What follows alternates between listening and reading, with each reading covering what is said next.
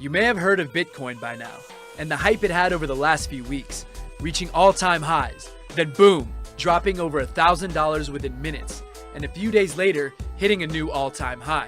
7 years ago, 10,000 Bitcoins were used to buy 2 pizzas. Now, one is worth over $10,000. But what is Bitcoin really? Basically, it's a new form of currency known as cryptocurrency, or crypto for short. It's not like everyday paper money that we're used to, but a form of digital currency invented by a mysterious person known as Satoshi Nakamoto. The goal was to create a peer-to-peer system for online payments. P2P means that it's decentralized and works independent of any financial institution. Think of it like this.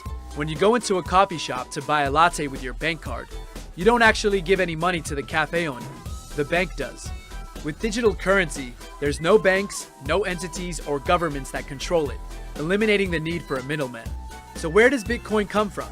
Well, it's mined. Not with a traditional pickaxe, but with computing complex mathematical equations. Once the equations are solved, new Bitcoins are generated, or mined. The term mining is commonly used because, like our mineral resources, there's a limited number of Bitcoins out there. In the case of Bitcoin, that number is 21 million, period. But there's more. Miners don't only generate new Bitcoins. They use their computers to verify transactions and prevent fraud 24 hours a day. This is done by collecting all transactions made during a set period into a list, called the block. It's the miner's job to confirm those transactions and write them into a general ledger, which kind of resembles a huge, giant, universally accessible spreadsheet. So, instead of one person controlling everything, there are thousands of computers around the world connected to a network which all come to an agreement on which transactions are valid. But how does it do all this? By using something called blockchain. If Bitcoin is email, then blockchain is the internet.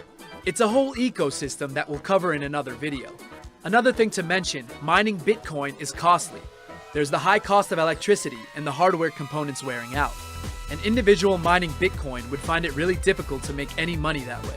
That's why there are Bitcoin farms around the world, mining, processing, and verifying transactions. People can invest in them and get a small percentage of the returns. Alternatively, Bitcoin can be traded on many exchanges. An exchange is a marketplace where you may buy or sell your crypto in exchange for regular currencies. There are many exchanges that any person can use. Coinbase, Bittrex, and Kraken are some of the most popular. Do you think Bitcoin is going to revolutionize how we use and think about money? Or is it just hype?